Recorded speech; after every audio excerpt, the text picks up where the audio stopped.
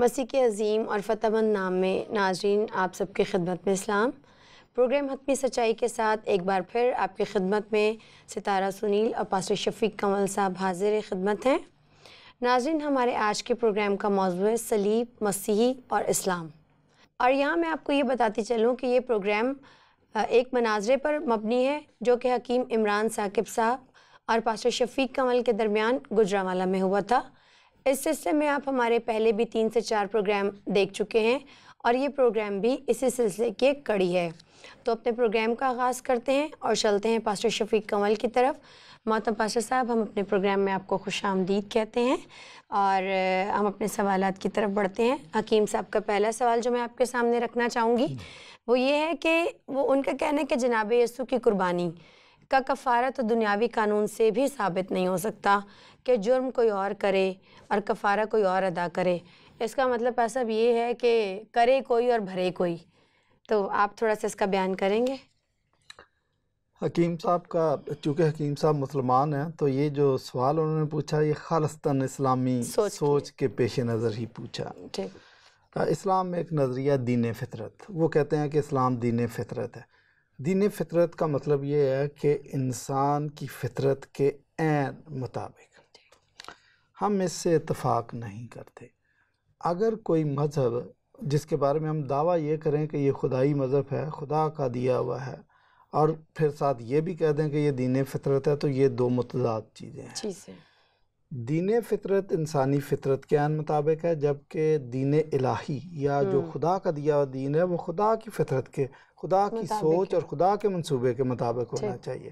اور بائبل یہ بات کہتی ہے کہ خدا کی اور انسان کی سوچ میں اتنا ہی فرق ہے جتنا زمین اور آسمان کا۔ تو اس طریقے سے ہمارا دعویٰ یہ ہے کہ بائبل کی تعلیمات اور خدا کا الہی منصوبہ یہ خدا کا ہی منصوبہ ہے اور اس میں انسانی سوچ شامل نہیں ہے۔ اس لیے یہ بڑے اتم نظریات ہیں۔ ان کا اشارہ کفارے کی طرف اور صلیبی موت کی طرف ہے کہ یہ جو کفارے کا نظریہ ہے یہ تو انسانوں میں بھی ممکن نہیں ہے۔ تو یہ تو ہم کہتے ہیں کہ واقعہ انسانوں میں ممکن نہیں ہے، کیونکہ کفارہ محبت کی وجہ سے ہے جو ان لوگوں کو یا اقوام عالم کو سمجھ نہیں آتا۔ خدا کہتے ہیں کہ خدا زمین پہ کیوں آ گیا، خدا انسان کیوں بن گیا، خدا نے اپنا تخت و تاج کیوں چھوڑا، خدا نے یہ سب کچھ کیوں برداشت کیا؟ محبت کی وجہ سے۔ اپنی محبت کے ہاتھوں مجبور ہو کر۔ اور خدا کی محبت کا وہ اتنی عمیق ہے کہ آپ اندازہ نہیں کر سکتے نا۔ تو یہ جو خدائی قوانین اور صلیبی موت اور کفارہ، all these things are based on love۔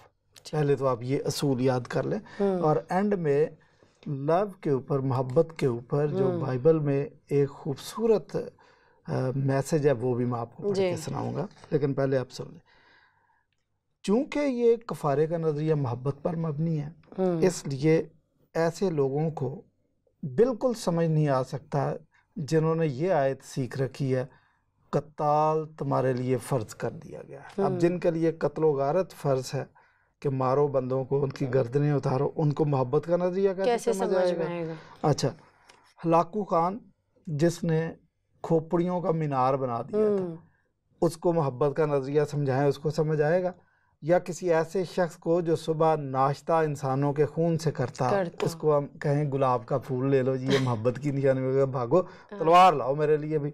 تو اچھا، ایون ان کرسچنوں کو بھی جنہوں نے ایٹم بم بنایا اور ایٹم بم پھینک دیا اور لاکھوں جانیں لے لی، ان کو محبت کا نظریہ کیا سمجھ میں آئے گا؟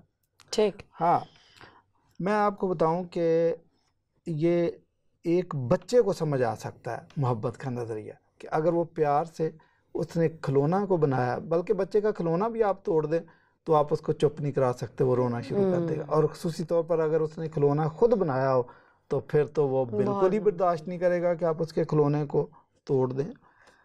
اس لیے کہ بچے کو اس سے انس اور محبت ہوتی ہے۔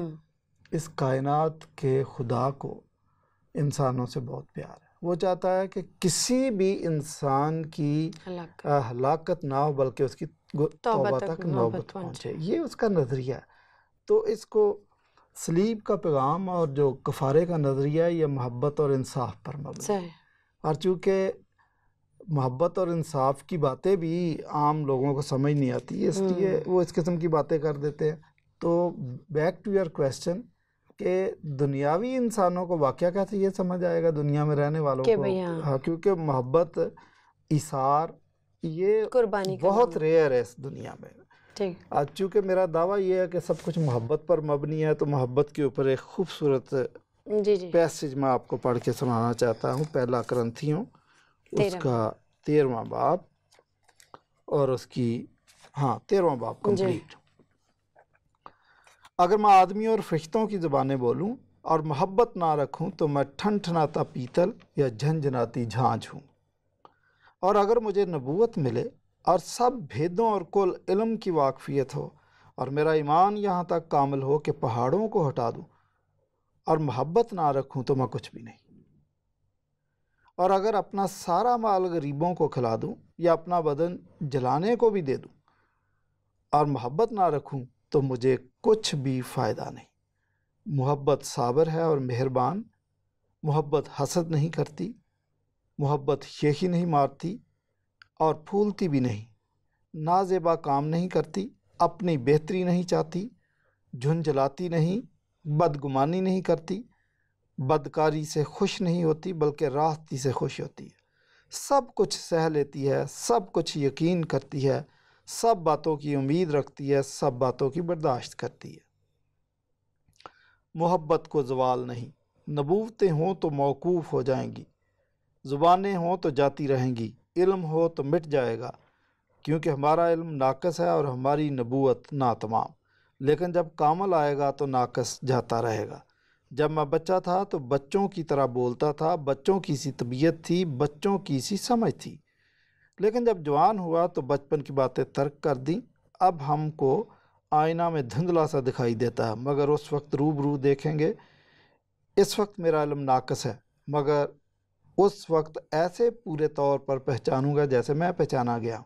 غرض ایمان، امید، محبت یہ تینوں دائمی ہیں، مگر افضل ان میں محبت ہے۔ بے شک محبت کی بڑی خوبصورت تو تشریح آپ نے یہ دیکھا کہ محبت ہی سب کچھ ہے، اور محبت سے ہی سارا جہان چل رہا، تو ہمارا خدا محبت کا خدا ہے، اور یہ دنیا کا کوئی شخص، کوئی اور قوم یہ دعویٰ نہیں کر سکتی۔ دیگر اقوام تو یہ دعویٰ کرتی ہیں کہ خدا جو ہے اس کو ہم سے کیا، وہ تو پتھر دل ہے، وہ سنگ دل ہے، اس میں جذبات نہیں ہے۔ تو لیکن ہم یہ کہتے ہیں کہ وہ جذبات بھی رکھتا ہے اور محبت بھی رکھتا ہے، اور محبت ہی کی وجہ سے اس نے اپنے بیٹے کو قربان کر دیا تھا تاکہ ہم نجات پائیں، ہم ہمیشہ کی زندگی ہلاک نہ ہوں ہم لوگ۔ ٹھیک ہے، بس اب اگلا سوال جو حکیم صاحب کا وہ یہ کہتے ہیں، بلکہ ایک الزام ہے ایک طرح سے آپ کے اوپر اس چیز کا کہ آپ تفسیروں کا ذکر کرتے ہیں، تفسیروں کا ذکر کرتے ہوئے راویوں کا ذکر نہیں کرتے ہیں، کیوں؟ اس کی کیا وجہ ہے؟ کیا آپ کو راویوں کا پتہ نہیں ہے یا آپ کے ذہن میں کوئی اور بات چل رہی ہوتی ہے؟ اس پہ تھوڑی سی روشنی ڈالیے گا۔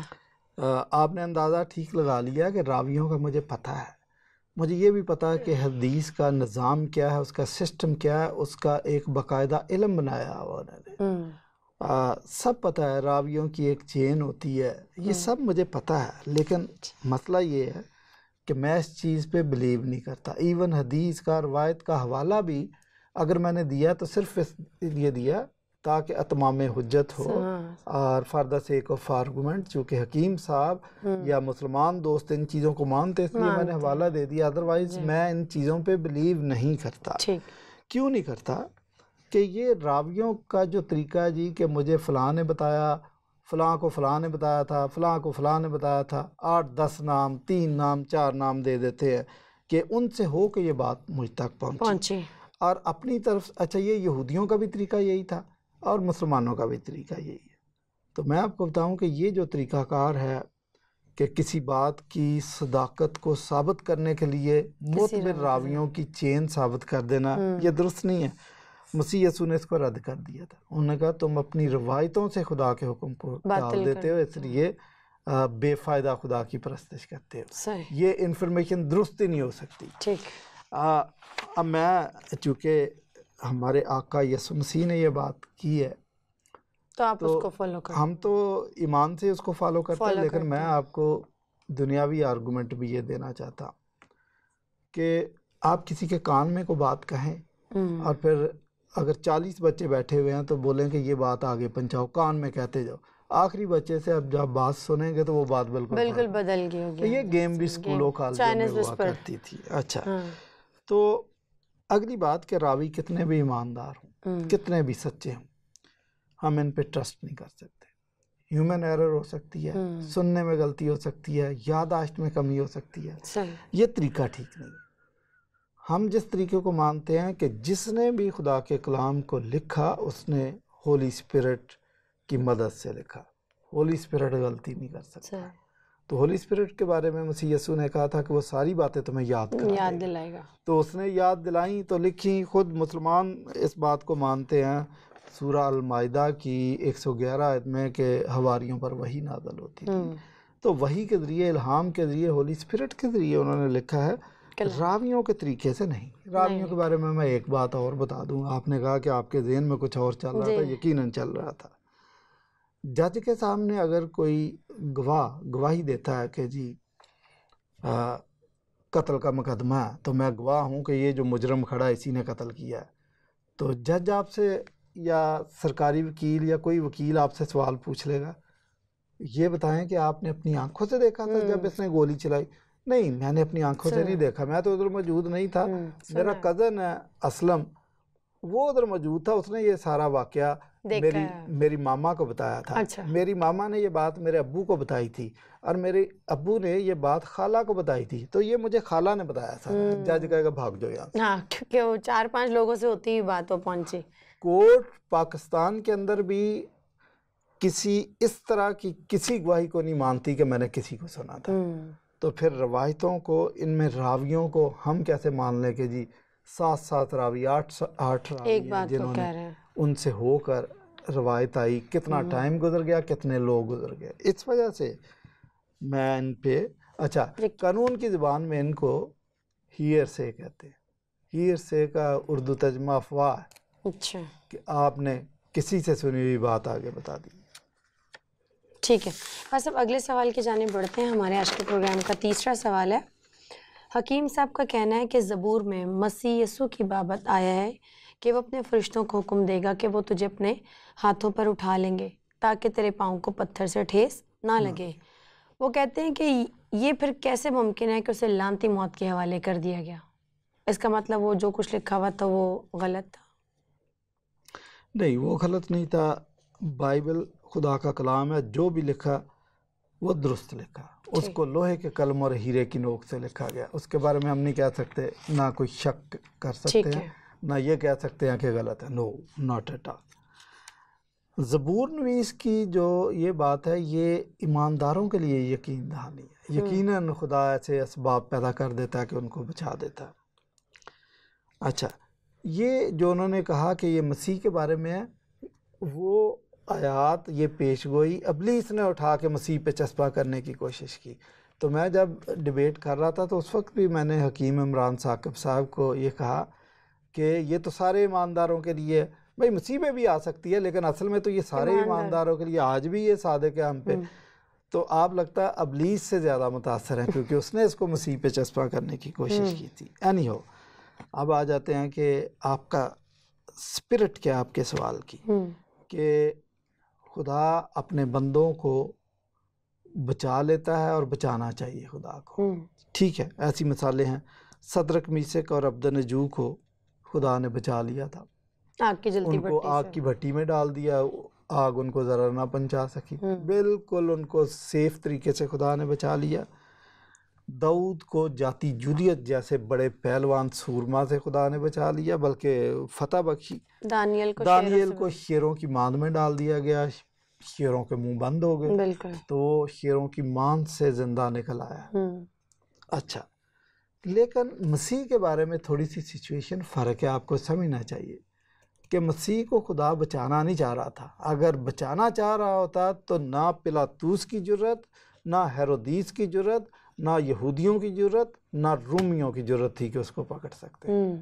تو اور مسیح نے یہ بات کہی بھی کہ میں اگر چاہوں تو یہاں پر 12 تمن فرشتے حاضر کر سکتا ہے، ان کا تو قیمہ بوٹی ہو جاتا ویسے ہی، لیکن مسیح کا مطمع نظر وہاں پر بچنا نہیں تھا، مسیح کا مطمع نظر تھا کہ صلیبی موت کو گوارا کرے اور اس کیا کہتے ہیں کہ اس ساری کیفیت کو اپنے اوپر پر لاگو کرے اور اس تکلیف کو، اس دکھ کو، اس اذیت کو باہوش و حواس گوارا کرے، محسوس کرے اور اس موت کو گوارا کرے، یہی کفارے کی غرض و غایت تھی۔ اس لیے یہاں مسیح کو بچانا مقصد نہیں تھا بلکہ موت پر فتح دلانا مقصد تھا، اور یہ سب کچھ ہوا۔ اچھا، یہ جو اعتراض حکیم صاحب نے کر دیا کہ بھئی خدا تو سب کو بچاتا ہے، کیا اس میں قدرت نہیں تھی کہ بچا سکے، یہ سوال ان کا نہیں ہے سوال یہ جتنے بھی مسیحیت پر، بائبل پر کیے گئے اعتراض، سب سے خطرناک اعتراض ہے یہ، لیکن یہ انہوں نے نہیں کیا، یہ کیا ہے الحاج ایجی جولا، جنہوں نے بار ایٹ لا کیا، ساؤتھ افریقہ سے ان کا تعلق ہے، انہوں نے ایک کتاب لکھی ہے کہ سلیب کے متعلق، تو انہوں نے اس میں یہ اعتراض اٹھایا تھا۔ بہرحال یہ اعتراض بھی کوئی معقول اعتراض نہیں ہے، میں نے آپ کو بتا دیا۔ ٹھیک پا صاحب، اگلے سوال کی جانب ہم بڑھتے ہیں۔ حکیم صاحب کا ایک سوال یہ بھی ہے کہ ہمارے لیے قرآن مجید حجت بات تمام ہے، ہمارے لیے ضروری نہیں کہ ہم بائبل کا مطالعہ کریں یا پھر دیگر تاریخی شواہد کا مطالعہ کریں، اور اسی طرح وہ کہتے ہیں کہ آپ کے لیے بھی بائبل مقدس حجت بات تمام ہے، تو ہمارا مشورہ یہ ہے کہ آپ بھی بیرونی شواہد کو استعمال نہ کریں، اور اگر کرتے ہیں تو اپنی کتب مقدسہ سے کوئی دلیل بھی فراہم کریں کہ یہ طریقہ استدلال ٹھیک ہے۔ شکریہ، یہ اتنے مشکل الفاظ حکیم صاحب نے سوال کیے یا آپ کے؟ نہیں سر جی، حکیم صاحب کے سوال ہے جی۔ اچھا، یہ جو اپنی ہی کتاب سے اور اپنی ہی شخصیت سے استدلال کرنا، یہ ایک فنامینن، میں آپ کو بتاؤں کہ یہ فنامینن ہے کیا۔ ٹھیک، اسی وجہ سے پہلے فنامینن آپ کو سمجھ آ جائے گا تو آپ کو پتہ چل جائے گا کہ حکیم صاحب نے یہ سوال کیوں کیا۔ ہم کسی مسلمان سے پوچھتے ہیں کہ کیا ثبوت ہے کہ یہ آپ کا نظریہ درست ہے، وہ کہتے ہیں کہ یہ قرآن میں لکھا ہے، تو بھئی اس بات کا کیا ثبوت ہے کہ قرآن جو کہہ رہا ہے وہ صحیح کہہ رہا ہے؟ وہ کہہ رہے ہیں کہ یہ چونکہ حضور نے کہا تو اس لیے یہ ٹھیک ہے۔ تو جب ہم حضور کی بات کرتے ہیں تو قرآن میں لکھا ہوا، جب ہم قرآن کی بات کر رہے ہیں کہہ رہے حضور نے کہا، اس کو ہم کہتے ہیں سرکولر ریزننگ۔ ٹھیک، اچھا، تو سرکولر ریزننگ جو ہے وہ اپنی ذات میں پرفیکشن نہیں ہے کہ اس پہ ٹرسٹ کیا جا سکے جب تک آپ کوئی بیرونی شواہد نہیں لاتے، ٹھیک، کوئی تھرڈ وٹنس نہیں لاتے، جس سے ہمیں تیسری سورس کو ہونی چاہیے، جس سے پتہ چلے، تیسری، چوتھی، پانچویں، جس سے ہمیں پتہ چلے کہ ہاں یہ سٹیٹمنٹ، یہ نظریہ، یہ تعلیم درست ہے۔ بیرونی شواہد جب ہم پیش کرتے ہیں تو ٹھیک ہے، ہمارا ایمان تو یہ ہے کہ بائبل میں جو لکھا وہ 100% درست ہے، لیکن بیرونی شواہد سے اور بھی ہماری دلیل پرفیکٹ ہو جاتی ہے، اس لیے ہم نہیں سمجھتے کہ اس میں کوئی حرج ہے۔ تو دراصل حکیم صاحب یا دیگر مسلمان ہمیں کیا کہتے ہیں کہ وہ مقید کرنا چاہتے ہیں رنگ کے اندر کہ ادھر ہی 2 فٹ کے اندر ہی بات کرنی ہے، جو کرنی ہے۔ ہم پوری کائنات کو دیکھ سکتے ہیں اپنے نظریات کو ثابت کرنے کے لیے، اپنی دلیل فراہم کرنے کے لیے، پوری کائنات ہمارے سامنے موجود ہے۔ اچھا، پولوس رسول نے، اچھا جی، انہوں نے کہا کہ کتاب سے ثابت کریں کہ کیا بیرونی شواہد بھی دیے جا سکتے ہیں۔ اعمال کی کتاب میں پولوس رسول کہتے ہیں، بت پرستوں سے یا یونانیوں سے مخاطب ہے، تو انہوں نے کہا کہ تمہارے تو شاعروں میں سے بھی کسی نے کہا ہے کہ ہم تو خدا کی نسل سے ہیں۔ تو اب آپ دیکھیں یہ بیرونی ایویڈنس بائبل کے اندر ہی موجود ہے، اور بھی کئی جگہ پر موجود ہے۔ اور بھی میں ثبوت دیتا ہوں کہ ہتی قوم کے بارے میں ایک سکالر ہے جولیس ولہاؤزن، اس نے کہا جی ہتی قوم کا کوئی حقیقت میں وجود نہیں تھا، یہ موسیٰ کی ذہنی اختراع، بنایا ہوا افسانہ، ایک تراشیدہ افسانہ ہے جی، کہ بیٹھے ہوئے اس نے اپنے ڈرائنگ روم میں بیٹھ کے کہانی لکھ دی، ایسی قوم دنیا میں ایگزسٹ نہیں کرتی تھی، یہ اس کا اعتراض تھا۔ ٹھیک، جب جولیس ولہاؤزن نے یہ اعتراض کیا تو اس وقت ہمارے پاس سوائے اپنے ایمان کے کوئی اور ثبوت نہیں تھا۔ ہمارا ایمان ہے کہ ہتی قوم، اگر بائبل میں اس کا ذکر ہے تو حقیقتاً یہ موجود تھی، لیکن بیرونی شواہد موجود نہیں تھے۔ 100 سال کے بعد ترکی کے ایک شہر سے آثار قدیمہ والوں نے ہتھیوں کا پورا شہر نیچے سے ڈسکور کر لیا ترکی میں، اور اس کے جو ایک تختی جس میں ہتھیوں کے قوانین لکھے تھے، ان میں ایک قانون یہ بھی تھا کہ جب آپ زمین خریدتے ہیں تو ساتھ اس میں جو درخت یا ملبہ ہے اس کو بھی آپ نے رجسٹری کے اندر ذکر کرنا کہ ہم نے آم کے درخت، یہ کھجور کے پیڑ، یہ بھی ساتھ خریدے۔ یہ قانون آپ کے ملک پاکستان میں بھی ہے، کیونکہ برٹش نے یہ قانون بائبل سے لیا، تو پاکستان میں برٹش تھے، تو پاکستان میں بھی یہ ہے کہ جب زمین خریدتے ہیں تو ذکر کرتے ہیں یہ ملبہ ساتھ، یہ درخت ہیں وغیرہ وغیرہ۔ ٹھیک، نہ صرف یہ قانون، ان کے جتنے بھی قوانین تھے ہتھیوں کے، اور نہ صرف قوانین بلکہ ان کے کلچرل چیزیں بھی ساری وہاں سے ڈسکور ہوگی، جو اس بات کا ثبوت ہے کہ دنیا میں موجود تھی۔ واقعہ صلیب بھی، چاروں اناجیل اس بات پہ متفق ہیں کہ مسیح یسوع صلیب پر مرے، اور اولڈ ٹیسٹامنٹ سے بھی اس کے شواہد موجود ہے کہ اس کی پیشگوئیاں موجود تھی۔ تو بھی چونکہ سوال یہ ہے کہ بیرونی شواہد بھی ہونے چاہیے، تو بہت سارے بیرونی شواہد ہیں، لیکن میں صرف ایک کا بھی اور ذکر کروں گا۔ جوزیفس نے صلیبی موت کے بارے میں، کروسیفکشن کے بارے میں ذکر کیا، اگرچہ اپنے الفاظ میں ذکر کیا لیکن کیا ہے۔ اس نے مسیح کے بارے میں بھی ذکر کیا، اس نے مسیحوں کی جماعت کا بھی ذکر کیا۔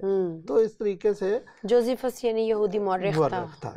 تو آپ کہہ سکتے ہیں کہ جب ہم دیگر شواہد بھی لے لیتے ہیں ایکسٹرا بیبلیکل، تو وہ اس کو 4 چاند لگا دیتے ہیں۔ مطلب اس میں کوئی حرج نہیں ہے؟ کوئی حرج نہیں ہے کہ دیکھیں ہمارا تو ایمان ہے، ہم تو بائبل کو خدا کا کلام مانتے ہیں، لیکن جو نہیں مانتا اس کی طبیعت بڑی سیٹ ہو جاتی ان چیزوں سے۔ ٹھیک ہے، امید ہے حکیم صاحب کی بھی طبیعت جو وہ سیٹ ہوگی اس سوال کے جواب سے۔ تو بڑھتے ہیں اگلے سوال کی طرف۔ اچھا پاس صاحب، وہ ایک اور بات کہتے ہیں کہ سالوں سال کفارہ دینے کے بعد بقول آپ کے یہودیوں نے سوچنا شروع کر دیا تھا کہ کوئی پرفیکٹ کفارہ ہونا چاہیے تھا، تو کیا یسوع نے لوگوں کے کہنے کے مطابق کفارہ دیا تھا؟ تو پھر یہ وہ کہتے ہیں کہ الہی صحیح تو نہ ہوئی۔ اوکے، ہاں، ڈیبیٹ کے اندر میں نے یہ کہا تھا کہ سال ہا سال صدیوں سے یہودی قربانیاں کر رہے تھے، ہیکل سے مسلسل دھواں اٹھ رہا تھا، اور ہیکل کے قریب سے بھی گزرے تو قربانیاں، دھواں، گوشت، تو ایک خاص قسم کی سمیل بھی اٹھتی ہے۔ تو ہو نہ ہو یہودیوں نے سوچا ہوگا کہ یار یہ سال ہا سال ہم قربانیاں دیتے چلے جا رہے ہیں، کوئی پرفیکٹ کام ہونا چاہیے، ونس فار آل ہونا چاہیے۔ یہ ٹھیک ہے، میں نے کہا تھا، لیکن اس کا یہ والا بیان الہی منصوبے کی نفی نہیں ہے۔ میں آپ کو بتاؤں کہ الہی منصوبہ کام کیسے کرتا ہے۔ الہی منصوبہ ون سائیڈڈ کام نہیں کرتا، یہ انسان کے لیے ہے، تو لازمی بات ہے کہ انسان کا ذہن، انسان کی سوچ بھی اس کے ساتھ کولیبوریٹ کرے، تو پھر وہ پرفیکشن کی طرف جاتے ہیں۔ مثلا میں ایک مثال دیتا ہوں، منصوبہ خدا نے بنایا، اب خدا چاہتا تھا کہ آدم کی جو بیوی ہے، آدم اس کی قدر کرے، وہ سمجھے کہ یہ میرے جسم کا حصہ ہے۔ اس کے لیے خدا نے کیا کیا کہ دیگر بے شمار جانوروں کو خدا نے جوڑا جوڑا بنایا، آدم اکیلا تھا۔ تو اکیلا جب بنایا تو آدم ان پرندوں کے، جانوروں کے نام بھی رکھ رہا تھا، صدیاں لگ گئی ہوں گی، ہو سکتا 100 سال لگ گیا، 200 سال لگ گئے۔ تو آدم نے فیل کرنا شروع کر دیا کہ مور جوڑا جوڑا ہے، کبوتر جوڑا جوڑا ہے، ہر جانور جوڑا جوڑا ہے، اور میری مانند کوئی، میں اکیلا ہی ہوں بھئی۔ تو اس نے فیل کیا کہ میرا بھی کوئی پارٹنر ہونا چاہیے۔ یہ الہی منصوبے کا حصہ تھا، خدا چاہتا تھا کہ یہ فیل کرے۔ مطلب اس کا یہ مطلب نہیں آدم نے فیل کر لیا تو یہ الہی منصوبہ نہیں ہے، بے شک یہ الہی منصوبہ، کام سارا خدا ہی کر رہا تھا، لیکن آدم کی سوچ کو متحرک کرنا کہ اس تھیالوجی کو سمجھے، یہ بہت ضروری تھا۔ تو خدا نے کہا کہ آدم کا اکیلا رہنا ٹھیک نہیں، پھر اس کا پارٹنر رہا۔ تو یہ الہی مشن بھی، یا مستقبل کفارہ، صلیبی موت، پرفیکٹ قربانی، الہی منصوبہ ہی تھا، لیکن خدا چاہتا تھا کہ یہ الہی منصوبہ یہ پرفیکٹ قربانی اس وقت دی جائے جب بنی نوع انسان اس کو فیل کرے کہ ہمیں پرفیکٹ کفارے کی ضرورت ہے، اور جب انہوں نے فیل کیا تو پھر خدا نے وہ وقت پورا، ہاں بائبل میں بالکل درست آپ نے فرمایا کہ جب وقت پورا ہو گیا تو خدا نے اپنے بیٹے کو اس دنیا میں بھیجا۔ اچھا اب میں آپ کو بتاؤں کہ مسیحی مشن ہے، مسیحی مشن یہ ہے کہ کفارے کے ذریعے نجات ہے۔ تو یہ جو کفارہ تھا یہ خدا نے پورا کر دیا، بیٹے نے قربانی دے دی، لیکن ہم مشن کو 2 حصوں میں تقسیم کرتے ہیں، مشیو ڈیئی اور مشیو ایکلیزی۔ مشیو ڈیئی یہ ہے کہ کفارے کا وہ حصہ یا مشن کا وہ حصہ جو خدا نے پورا کر دیا، اور مشیو ایکلیزی وہ حصہ جو انسان کے ذمہ ہے۔ اب اس انجیل کی منادی کرنا ہماری ذمہ داری ہے۔ اچھا یہ خدا نے جان بوجھ کے کیا کہ انسان اس منصوبے میں شامل ہو، اس کی قدر و منزلت کو سمجھے، یہ بھی اپنا فرض ادا کرے۔ اب اس کا یہ مطلب تھوڑی ہے کہ ہم کہیں کہ اچھا جی یہ پھر انسانی منصوبہ ہوگا، نو، ہم خدا کے شریک کار ہیں اس کام کے اندر۔ اچھا اس کے حکیم صاحب کے سوال کو ذرا میں یہ کہہ رہا تھا کہ انہوں نے کہا کہ لگتا ہے کہ کفارہ انسانی سے۔ میں ایک مثال دیتا ہوں، خود اسلام میں جو شراب کو منع کیا گیا یہ نہ تو حضرت محمد نے اس کی استدعا کی اللہ تعالیٰ سے، اور نہ اللہ تعالیٰ نے اس کی ضرورت محسوس کی، بلکہ حضرت عمر نے باحوالہ حیات محمد از محمد حسنین ہیکل، حضرت عمر نے یہ درخواست کی کہ اے اللہ تعالیٰ شراب کو منع فرما۔ جب آیت اتری تو حضرت عمر نے کہا کہ اے اللہ تعالیٰ یہ واضح نہیں ہے، پھر ایک دوسری آیت اتری، پھر بھی حضرت عمر نے کہا کہ واضح حکم عطا فرمائیے، پھر تیسری آیت اتری۔ تو حالانکہ مسلمانوں کے اللہ کے مطابق تو ان کا یہ الہی منصوبہ ہی تھا کہ جنت کے اندر یہ سب کچھ چل رہا ہے، تو ادھر کو منع کر رہے ہو، لیکن حضرت عمر نے ضرورت محسوس کی تو منع کر دیا۔ بہت شکریہ پاس صاحب، ہمارے آج کے پروگرام کا وقت ختم ہوا اور آپ نے انتہائی خوبصورتی سے اور خوبصورت مثالوں کے ذریعے حکیم صاحب کے تمام سوالات کا جواب دیا۔ ناظرین، ہمیں امید ہے کہ آج کا ہمارا پروگرام آپ کو پسند آئے گا، اور اگر اس پروگرام کے بارے میں آپ کوئی بھی رائے دینا چاہیں، کوئی سوال کرنا چاہیں، کوئی ایسی بات ہے جو آپ پاسٹر صاحب سے پوچھنا چاہتے ہیں تو ہمارے نمبرز پر ہم سے رابطہ کر سکتے ہیں۔ اگلے پروگرام تک کے لیے ہمیں اجازت دیجیے، لیکن آج کے پروگرام کے حوالے سے میں حتمی سچائی ضرور بیان کروں گی کہ مسیح صلیبی واقعہ کوئی من گھڑت کہانی نہیں۔ اس واقعے کے تاریخی اور انمنٹ شواہد جو ہے وہ موجود ہیں، جو کہ رہتی دنیا تک رہیں گے، اور کلام اس بات کو پروو کرتا ہے۔ اپنا بہت سا خیال رکھیے۔ اگلے پروگرام تک کے لیے مجھے، پاسٹر صاحب کو اور ہماری پوری ٹیم کو اجازت دیجیے۔ سچ سنیے، سچ بولیے، سچ سننے کی جرت پیدا کیجیے اور سچ کو کھوجیے۔ خدا مسیح یسوع کا فضل ہمیشہ آپ کے ساتھ رہے۔ شکریہ۔